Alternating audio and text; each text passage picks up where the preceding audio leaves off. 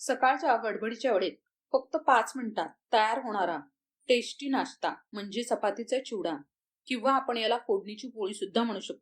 आपल्या रोजच्या स्वयंपाकात कधी ना कधी पोळ्या शिल्लक राहतात आणि त्या वाया जाऊ नयेत म्हणून आज आपण बनवणार आहोत पोळीचा चिवडा किंवा आपण याला फोडणीची पोळी सुद्धा म्हणू शकतो. माझ्याकडे या 4 पोळ्या शिल्लक आहेत. आता त्याच्यासाठी फोडणीसाठी काय साहित्य लागतं ते आपण पाहूया.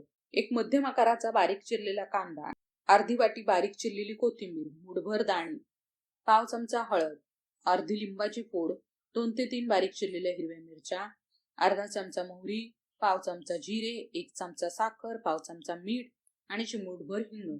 सर्वात प्रथम चपातीचे आपण असे पीसेस करून ते मिक्सरच्या भांड्यामधून काढून घेऊया. आता आपण जेव्हा असे चपातीचे पीसेस याच्यात टाकतो तेव्हा काय होतं की अख्खी पोळी जेव्हा ह्यात घालतो तेव्हा ते मिक्सरच्या भांड्याच्या ब्लेड मध्ये अडकण्याची शक्यता असते. आता व्यवस्थित आपला हा चुरा झालेला आहे चपातीचा. एका बाउलमध्ये काढून घेऊया. तर 4 पोळ्यांच्या चुऱ्यासाठी इतकं जे साहित्य आहे फोडणीचं हे अगदी योग्य प्रमाण आहे आपल्याला.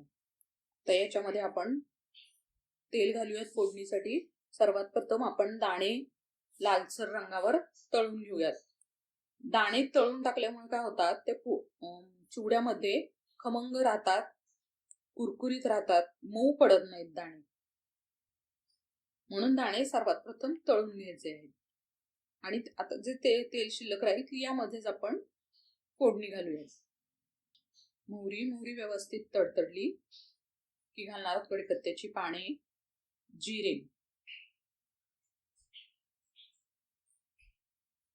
तुम्ही चॅनलवर जर नवीन असाल तर चॅनलला सबस्क्राईब करा, व्हिडिओ शेवटपर्यंत बघा आणि व्हिडिओला शेअर आणि लाईक नक्की करा. हिरव्या मिरचीचे तुकडे, कांदा घालणार आहोत. कांदाही व्यवस्थित लालसर परतून घ्यायचा आहे. आणि मग यामध्ये आपण घालणार आहोत चिमूटभर हिंग, हळद.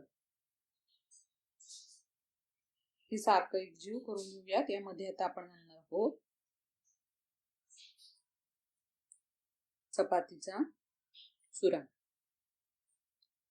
हा थोडासा लाल तुम्हाला दिसत असेल कारण या खपली गव्हाच्या पोळ्या आहेत ना, त्यामुळे हा चुरा थोडासा लाल आहे.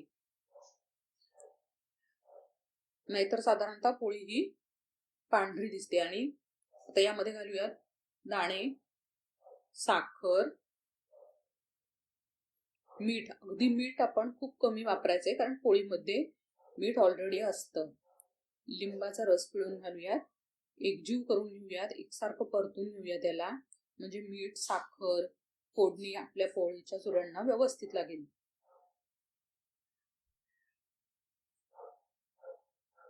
आणि सर्वात शेवटी आपण यामध्ये घालूयात छान भरपूर अशी हिरवीगार, ताजी, टवटवीत अशी कोथिंबीर. सगळीकडे व्यवस्थित त्याला एकसारखं हलवून घेऊयात, परतून घेऊयात आणि सर्व करूयात.